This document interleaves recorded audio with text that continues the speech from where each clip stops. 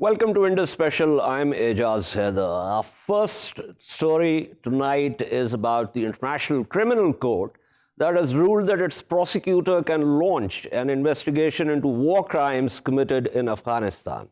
The ICC decision will allow probe into alleged crimes committed by the Taliban, Afghan government forces, and the US in the war-torn country. Interestingly, last year the ICC had rejected a demand by its chief prosecutor to look into crimes committed in Afghanistan. The demand for an investigation was also bitterly opposed by US officials. While the US had hailed the ICC decision, then human rights groups had said it was a blow to thousands of victims in Afghanistan. The court's judges are now set to decide on an appeal by prosecutors against the initial decision. Meanwhile, the Taliban spokesperson in Doha, Sohail Shaheen, has rejected as sheer propaganda reports that the deal with the US has any secret provisions. The deal itself is in danger of unraveling since a statement by Afghan President Ashraf Ghani that his government will not release 5,000 Taliban prisoners. Ghani said that the US was not authorized to make such a commitment. Prisoner swap is an essential condition for the next steps, including an intra-Afghan dialogue and a comprehensive ceasefire. Meanwhile, earlier, Afghanistan's capital once again erupted in violence when gunmen opened fire on an event attended by the opposition leader Hamdullah, and the attack killed dozens of people. Mr. Hamdullah, of course, was unharmed in the attack. We are also going to discuss that ultimately, but let's first begin with the ICC decision and pull in Mr. Kevin Heller, who's with me. He's Associate Professor of Public International Law at the University of Amsterdam and also a Professor of Law at the Australian National University. I also have with me Christian Kaunert, who's Chair of Policing and Security, as well as Director of the International Centre for Policing and Security at the University of South Wales. Thank you to both Mr. Heller and Mr. Kaunert. Mr. Heller, regarding the ICC, the US does not accept the jurisdiction of the ICC, so what exactly are we looking at? The U.S., as you said, simply doesn't accept the fact that the court has jurisdiction. I think that's wrong, but at the same time, it is a reality of the court that it is going to have to try to navigate the political minefields that the U.S. is going to create for it. But how exactly, if you could possibly tell our viewers, could that happen? Well, that's the dilemma. The U.S. is certainly an incredibly powerful country and able to prevent the court from, sending any investigators into the United States, obtaining documents from the U.S. It might not be able to prevent the ICC from doing work in Afghanistan itself. That's another question.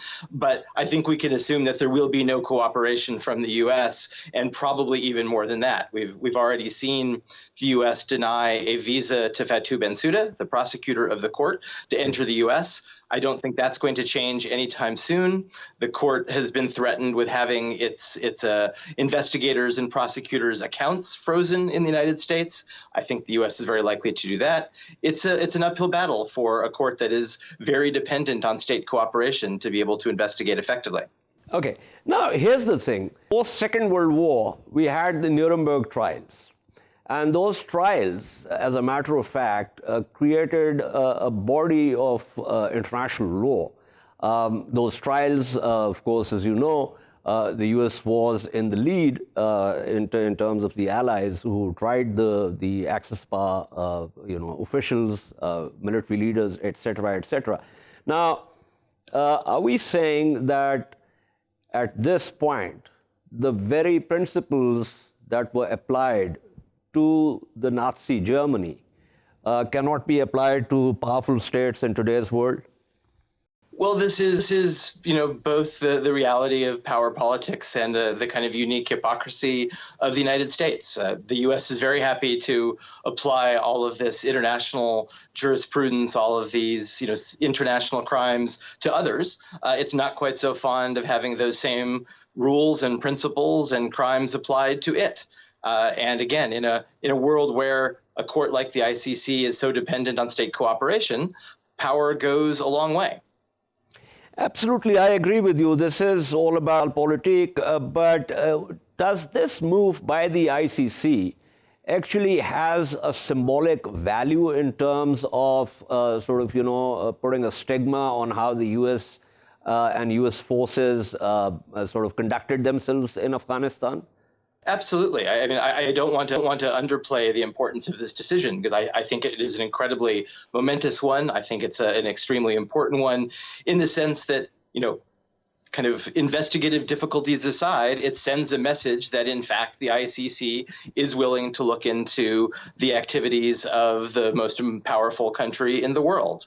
It sends a message to the rest of the world, which has kind of seen the ICC perhaps shy away from taking on some of the big powers, that it is willing to at least try to bring justice to individuals who come from an incredibly powerful state, and that we shouldn't underestimate. That's a major victory for the court in and of itself, even if we don't ever see an American sitting in the dock at the ICC. Okay, is the step by the ICC vis-a-vis the U.S. or U.S. officials without any precedent? Is this unprecedented? I mean, it's certainly unprecedented in terms of the United States. The ICC considered looking at, the activities of the UK in Iraq. It decided not to. It is certainly looking at the actions of the Russians in both the Ukraine and in Georgia. It is, slowly kind of shifting its attention to the superpowers. But again, whether it will be able to successfully do that is still very much an open question. Now, here's the dilemma, call it the paradox. Post-Second World War security, global security architecture, and also the US's sort of neoliberal approach to a rules-based order, democracies, free markets, et cetera, reducing violence, warfare, holding people accountable to war crimes. All of that is something which essentially created, of course, there were exceptions and all of that, we know that, but it does create a sense that, we are advancing. There's a pushback to realpolitik or Machtpolitik. Now, if we were to see the U.S. completely oppose this, then there'll be other emerging powers that would also do that. Since you teach all this, conceptually and practically, what do you think? The rules-based order is finally unraveling? It will unravel. Where exactly do we stand? I think we're living in an era in which it's extremely difficult to be optimistic about the future of international criminal justice and the international rule of law. I mean, all of these institutions, from the Yugoslav Tribunal to the Rwanda Tribunal to the ICC, they were born really in the aftermath of the collapse of communism and the end of the Cold War, when there was a much stronger sense of optimism that the world's powers could cooperate and band together and bring justice to these conflict-torn societies. Unfortunately, 2020 is not 1993 or 94 or 1998.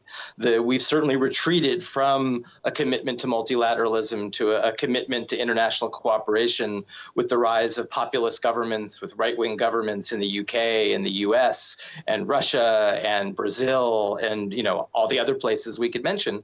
So a court like the ICC is still very much caught in the middle. It's not created by the UN Security Council. It doesn't have the muscle of the UN behind it. It is really dependent on the goodwill of states, and states seem to have less and less goodwill for the court's activities, particularly when the court is trying to investigate their own government officials and their own soldiers. So again, it is very difficult to be particularly optimistic in 2020. Absolutely. I think that's been up with international law, given the issues of consent and sovereignty and the fact that it's not a vertical order. But thank you so much. That was Mr. Kevin Heller speaking with us about whether the U.S. would actually accept the ICC's jurisdiction, which technically it does not. Let me pull in Mr. Kaunert. Mr. Kaunert, a quick word about the ICC, and then let's move on to what's happening in Afghanistan. What's your sense of, the nature of this decision by the ICC, its symbolic value, To what extent does it create a precedent? Is that precedent of any use in the future? It is an important decision, and I agree with most of what my previous speaker has said. In fact, it is an important decision that the international law also applies to the big powers. Now, one of the big caveats is, of course, the United States has been opposed to the creation of the ICC from the very, very beginning. So now that the ICC is actually taking the United States and its own employees potentially to court over alleged war crimes, could make that relationship far more tense. So what we could be seeing, it is a symbolic victory to an extent, but it could be also a symbolic stepping stone to an unraveling of the ICC, because in a sense, by taking on the superpowers, and the previous speaker has also said they're also investigating Russia, and Russia has been another big opponent of the ICC, and of course China is also not too fond of the ICC. So all of that put together, we could be seeing the first step towards the unraveling of the ICC. Whether that will happen depends a little bit on what all the other powers are doing. Are they going to defend that system? Are they going to defend the rules and norms that are behind that? Or are they going to cave into the pressure that will invariably be applied upon them? So that will be an interesting one to watch. My own sense is, correct me if wrong, I don't think there's going to be a division here. There might be competition between the US and Russia on the one hand, the US and China on the other, but the fact is that the Chinese and the Russians are probably going to not say a word if the US takes steps that ultimately leads to, the demise of the ICC itself. In fact, I think they're going to welcome that very, very much. They have been big opponents of the ICC, so I would imagine that there could be a sort of coalition of fact. Yes, absolutely. Now let's move to the situation in Afghanistan. The first stone, shall I say, was thrown by President Ghani immediately the next day when he said at a presser in Kabul that there was no question of the government releasing Taliban prisoners. And he also said that the US does not have the authority. The US is essentially a facilitator and no more than that. Now, as you know, the deal is contingent, the next steps, that's March 10th, the beginning of the intra-Afghan dialogue, and also a movement towards a comprehensive ceasefire on prisoner swap. So unless President Trump steps in himself, it does not appear to me that President Ghani is going to walk back that statement. Yeah, I think what we're seeing is that, in a sense, this peace deal, if you want to call it that way, between the United States, President Trump, and the Taliban has, significant opponents within Afghanistan. I think that needs to be clearly spelled out. Not everybody is in favor of this particular deal. And I think what we're seeing at the moment is that people are kind of finding their positions. So this massive scale prisoner swap, as it is agreed, is not necessarily something that is very popular. In fact, it is something that I think a lot of people in Afghanistan are going to abhor. So in that sense, especially in this particular context where there's a sense of a contested election as well, I think this was very much a strong marker to say, look, this is not what we signed up for. And I think this deal is going to be tested for quite a while, because while it has some proponents, it has very, very significant opposition to it as well. Absolutely, I agree with you. But here's the problem, Kaunert. Those who oppose this deal, and, it's not the best of deals, but as you know, there were opportunities in the past that were missed. There could have been a better deal, but that did not work out. So now, given the ground situation, this was the best that could be done. It's a wicked problem now. But those who oppose it do not really come up with any viable alternative. Well, it is difficult, especially with the United States not really being in the business anymore to be staying there for another 20 years. I think, as you said before, realpolitik demands that within the context of US elections, American presidents are not going to commit to the kind of timescale that would be necessary to see this kind of democratization process, if you like, through. Now, this is in a sense, as you say, because of that, the best deal available. That doesn't make it a good deal, it just makes it the best deal available because of a lack of alternative. But I think while the Americans will appreciate the benefits that it brings to them, I think inside Afghanistan, a number of people are going to see less benefits accorded to them. And I think while we might see a shift and a realignment within domestic Afghani politics, I think at the moment this is still slow to happen because we're not entirely sure where this is going to go. Absolutely. Stay with me, Mr. Kaunert. I am also joined by Mr. Hamdullah Hamdard, who's a political analyst and is based in Kabul. Mr. Hamdard, thank you for being on the program. We were discussing the fact that this Doha deal seems to be unraveling even before the ink dried on it. There's, of course, President Ghani's statement that his government is not going to release the Taliban prisoners. And now, earlier today, as you know, there was an attack in Kabul.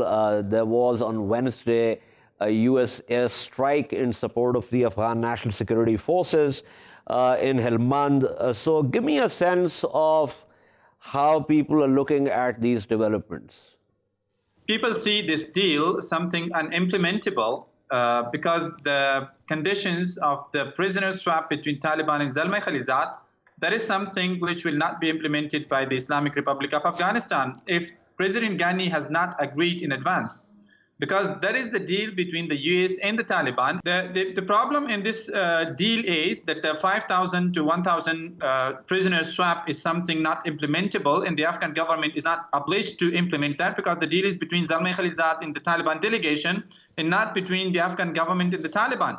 So Afghan government is not obliged to implement it at all. However, if Taliban go for the intra-Afghan peace talks with the Islamic Republic of Afghanistan, then the Islamic Republic of Afghanistan will have to implement whatever they agree upon with the Taliban. Until the moment, if Taliban start or restart their attacks on the Afghan government and on the Afghan National Security Forces, I believe this will further damage and destroy Taliban, and many fighters might even leave them in this fight against the government, because Taliban were fighting the government till the moment for 2 or 3 reasons. One was that the international forces are in Afghanistan and Afghanistan is occupied. And second was that the Afghan security forces are defending the international forces in Afghanistan. These were the 2 reasons. Now that they have signed a peace deal with the international forces and with America, then how are they fighting, and for what, based on what justification are they fighting the Afghan National and Security Forces? There is no proper justification that they can justify their fight to the people of Afghanistan. So people might start hating Taliban. During the last few or couple of days, I witnessed the social media. The reactions of the people are very strong against the Taliban's restarting attacks against the Afghan government. I believe that they will lose the leverage of having the people's support, which they had in the past. Mr. Hamdard, I shared the points that you're making, but it seems that the rationale and the logic of the Taliban dealing with the U.S. Were based on a completely different framework.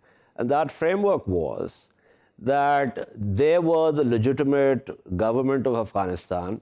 It was the United States that invaded Afghanistan, uprooted their government, and then installed puppet governments in Kabul. And therefore, the Taliban were fighting against the US and US allies. And ultimately, they said that we will talk, but we'll talk with the United States and not with the Afghan government, which is a puppet government. Now, based on that logic, a deal was stitched.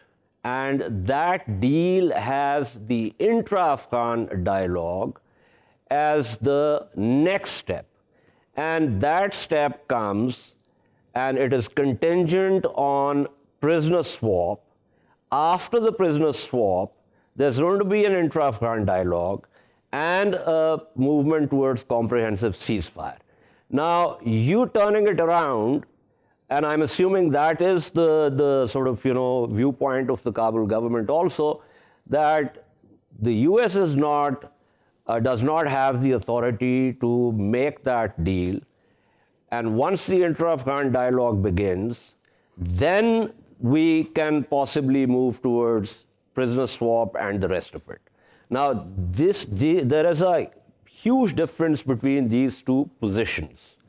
And it seems to me that if the US cannot step in, and by the US I mean President Trump cannot step in and get President Ghani to walk back his earlier statement and agree to a prisoner swap, there's not going to be a ceasefire. If they were not recognized by the international community, then how can they call themselves a legitimate government? They didn't come as a result of the votes or as a result of the elections, presidential elections, and they didn't take over the government responsibilities. They came by force, and they were withdrawn with the force. We know that the US came to Afghanistan, they attacked against Taliban, and then the Hamid Karzai's administration was established. But now the government, which is doing their work right now, in the next government for which Mohammad Ashraf Ghani, the next president of Afghanistan, will be taking oath on next Monday in the presidential palace. That is a legitimate government that Taliban can talk to. And one thing more, why I said before that the deal is not. Taliban have agreed that they will release 1,000 Afghan national security forces, either police or the national army, and etc. At the moment, they do not have 1,000 security forces. They are trying to attack the Afghan government so that they can capture some policemen, so that they can capture. I get your point. Let me go back to Mr. Kaunert here. Mr. Kaunert, these seem to be two irreconcilable positions. What do you have to say about this? Yes, I think indeed this is in fact an irreconcilable position.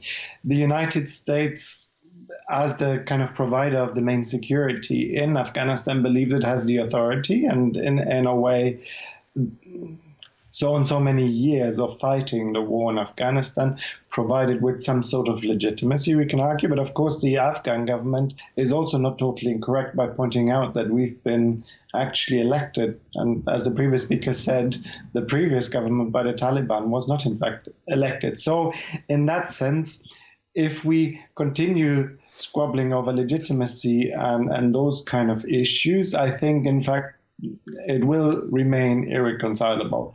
I think. Mr. Kaunert, let me interject. Now, here's the problem. Up until now, I'm talking post-U.S. invasion of Afghanistan. There's never been really an elected government in Afghanistan. There were either the monarchy or the rise to power by President Dawood through a coup d'etat, or the rise to power of the PDPA and the rest of it. We know that history. So this is a relatively new development in terms of people being in Kabul because they were elected through a vote.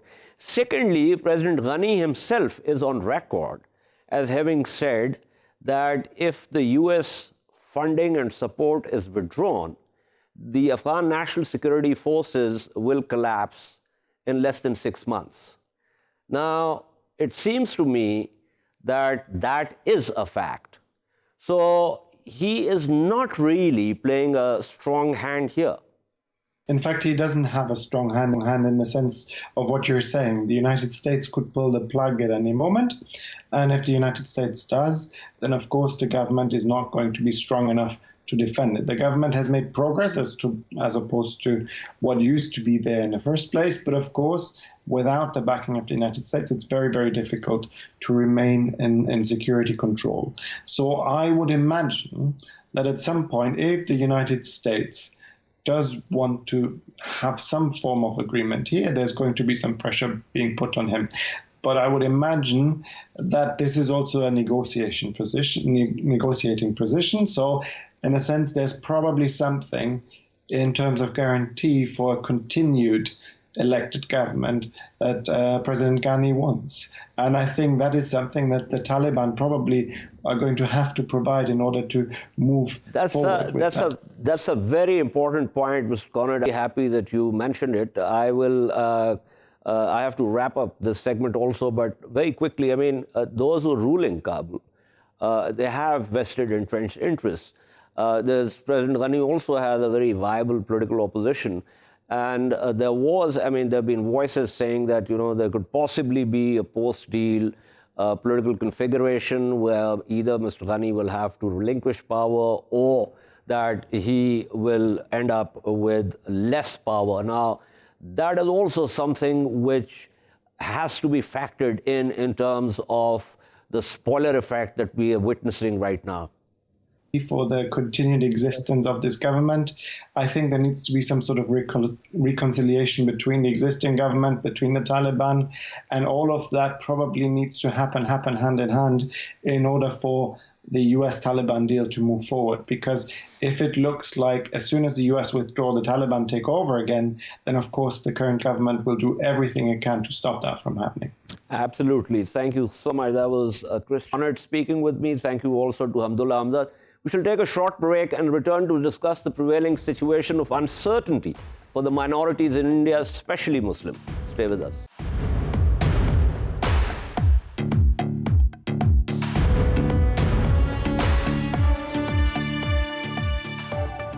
Welcome back to Indus Special. We now move to the second story for tonight, and that refers to the situation in India. The Freedom in the World 2020 report has ranked India among the least free democracies in the world. The Freedom World says clampdown in occupied Kashmir and controversial Citizenship Act are the main reasons for the lowest ranking. The report ranks India at the 83rd position, along with Timor-Leste and Senegal at the bottom of the table. It said India's score fell by 4 points, the worst decline among the world's 25 largest democracies this year. The US-based body said the Indian government has distanced itself from the country's commitment to pluralism and individual rights. It slammed the internet blackout in occupied Kashmir, terming it the longest shutdown ever imposed by a democracy. The body said freedom of expression is under threat in India, with journalists, academics, and others facing harassment and intimidation. Meanwhile, in another development, the US Commission on International Religious Freedom has said that India's Citizenship Act denies minorities their legal rights. 77 people have been killed in India in countrywide protests against the act in the last 3 months. To discuss these developments, we have with us Mr. Rajiv Desai, who writes about change, casts a critical eye on cities, and generally observes the political and other situations in India. Mr. Desai, what are you going to say about these reports? Well, they're actually summing up the situation fairly concisely. For some reason, this government seems to have turned its back upon the idea of India. If I can take a second and go back, even before independence and about the time the Congress Party was formed, there was also another smaller group formed with a darker view of the world. It was called the RSS. And so these two views were present at the time, even before independence. And it just seemed, because of the leadership, like Nehru and Patel, that the idea of India, which involved democracy, which involved egalitarianism, secularism, it triumphed. But over the years, as the Hindu nationalist party began to assert itself, largely using propaganda techniques, you come to a conflict between these two views. And that's what you see on the streets of India. That's what you see in the Parliament of India. That's what you see in the courts of India. And that's what you see in the media of India. A general contretemps between one idea of India and the little darker, more grim idea of India.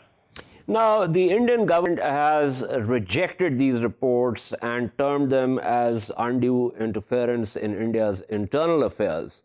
They have also been calling the protesters protesting CAA as anti-national. Now, this is the kind of approach which does not appear to be making space for any dialogue. No, why they don't want it. You see, the difference is that in the old idea of India, the Nehruvian idea of India, left space for dialogue and disagreement and dissent.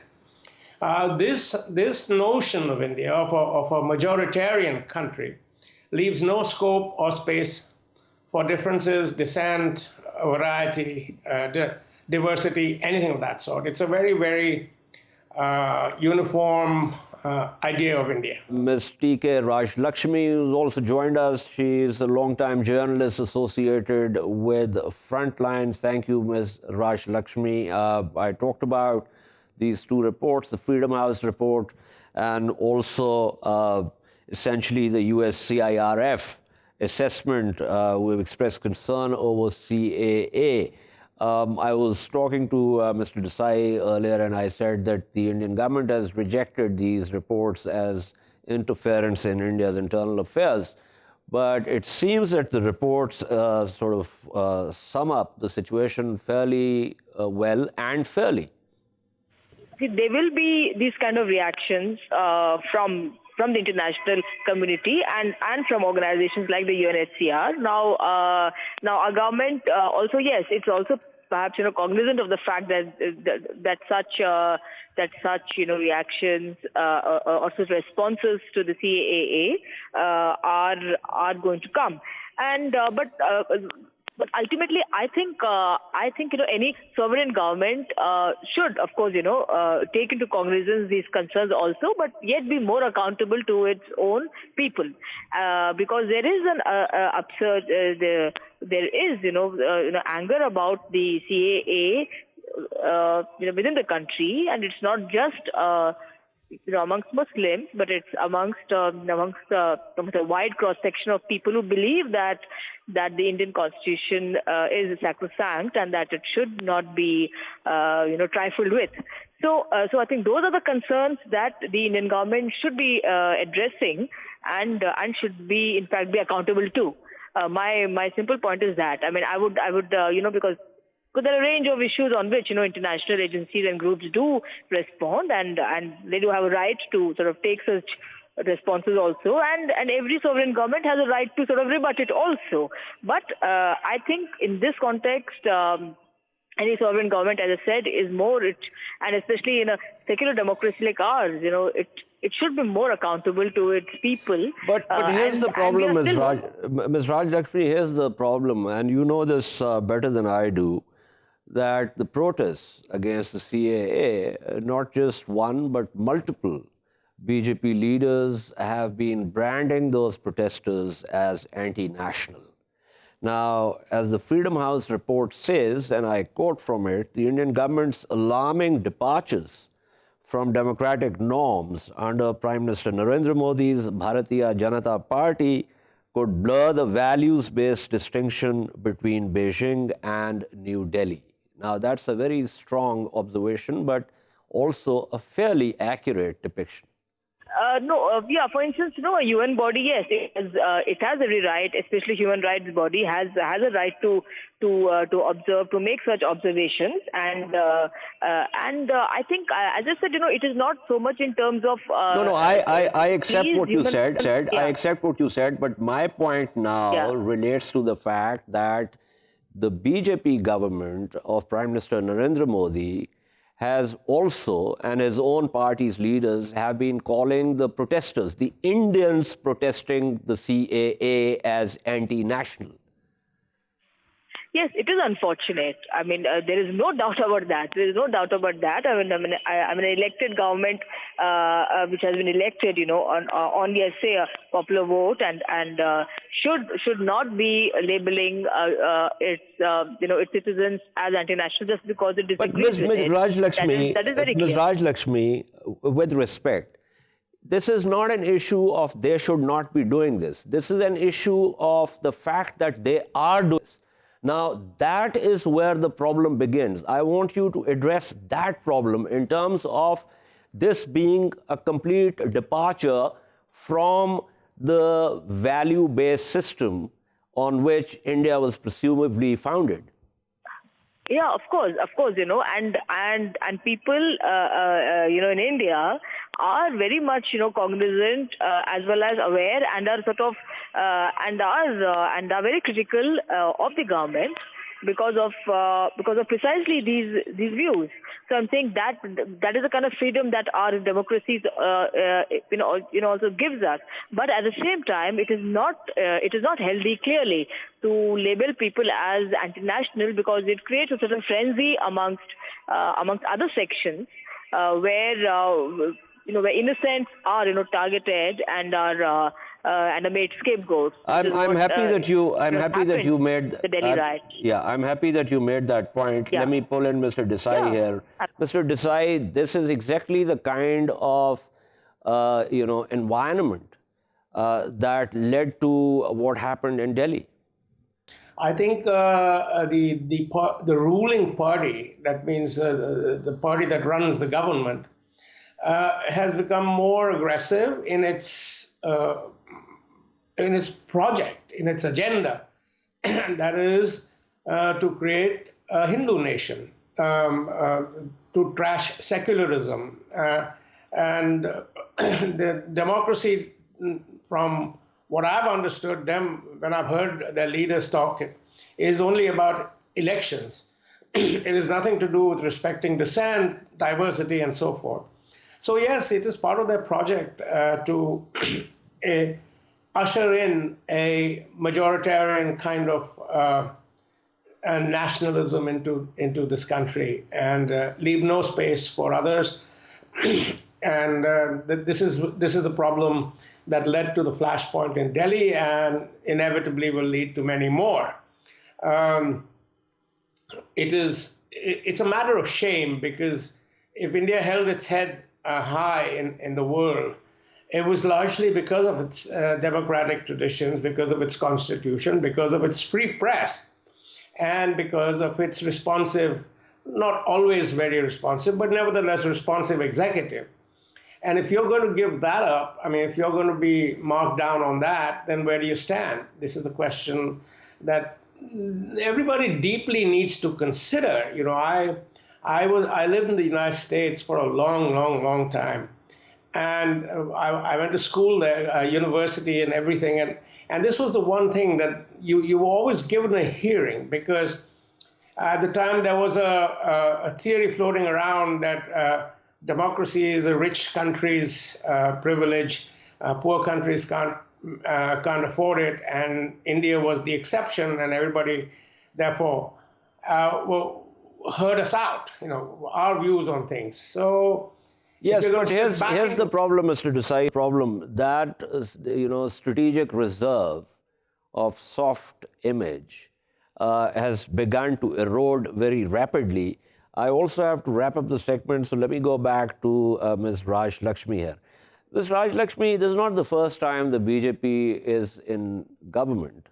Mr. Vajpayee, technically speaking, was also an RSS apparatchik, as is Mr. Modi. But this does not seem to be BJP 2.0. This seems to be RSS 1.0. Now, this seems to be a major difference between the previous BJP governments and this particular one. No, absolutely. There is an overall, the rise of the global right across the globe. These strong men, promising to deliver the economy out of its crisis. Capitalism is in crisis. Okay, so you have a strong. But Mr. Modi is not even delivering on the economy. That's the problem. I mean, Mr. Modi is not even delivering on the economy. Yes, so these are questions that the intelligentsia, economists within the country are raising in public interest, that these things have to be addressed because the economy is in deep crisis, and that a lot sort of remains to be done while this entire divisive politics is being conducted. So there is, what is good is that even though the agenda of the government at home sort of remains a little to the far right. Not little, but very much on the far right. But the people as such I do not think, of course, what happened in Delhi was an aberration, but then in the elections, as you saw, the divisiveness was not allowed to succeed. But yes, the atmosphere, it gets vitiated as it happens in any country if such if the divisive language, the use of divisive language, the use of othering as it happens, if it is done in any country for that matter, whether your country, mine, or anywhere, it clearly has an impact on the working population, on the unorganized sector. It destroys livelihoods, and it distracts from the main issues that ought to be raised. Absolutely, so, and that's something that I can see that the discerning Indians are deeply concerned about. Thank you so much. That was Ms. T.K. Raklakshmi. Thank you also to Mr. Rajiv Desai for his insights. This is all for this week from Indus Special. We shall see you next Thursday at the same time. Meanwhile, for latest updates, you can follow us on social media at indus.news. Good night and goodbye.